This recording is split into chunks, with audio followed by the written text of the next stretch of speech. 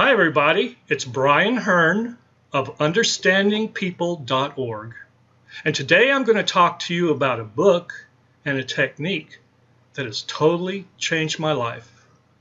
It's changed pretty much everything about my life when it comes to relating to people, and it'll do the same thing for you if you apply it.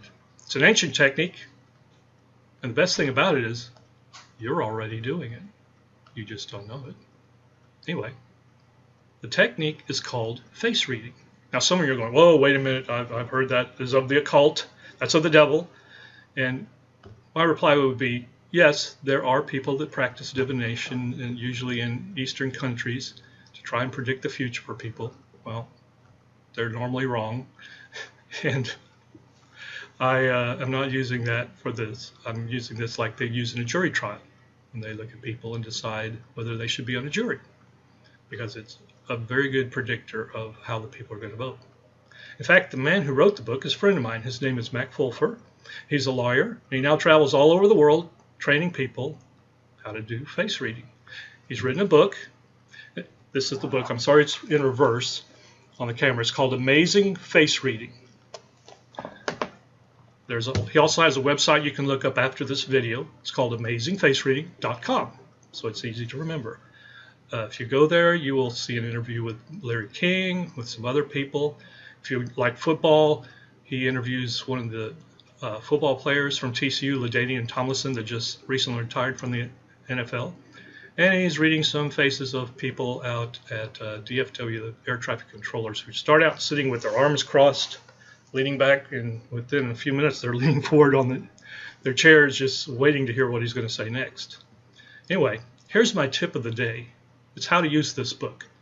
Go get the book, however you decide to do it, and pick out one aspect, just one thing. For instance, what I did, and you can do the same thing, is notice the lines on a person's forehead. Anyway, just pick out one aspect and start noticing it for a whole week.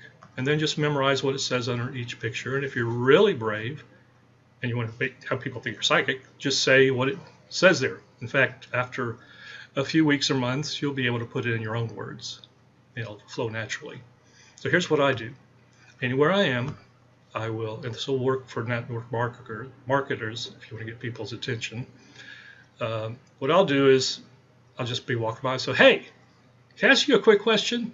And people always say, sure, because you kind of interrupted their flow of thought and they're not really thinking very clearly at the moment. And you'll say, hey, have you ever thought about those lines that are on your forehead? And they'll go, oh, those are worry lines, or those are stress lines. I'll say, no, actually they mean something. They're called mental development lines. The reason I know that is because I'm training to be a face reader.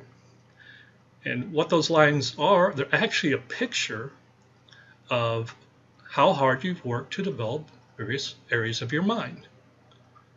And they show your passions.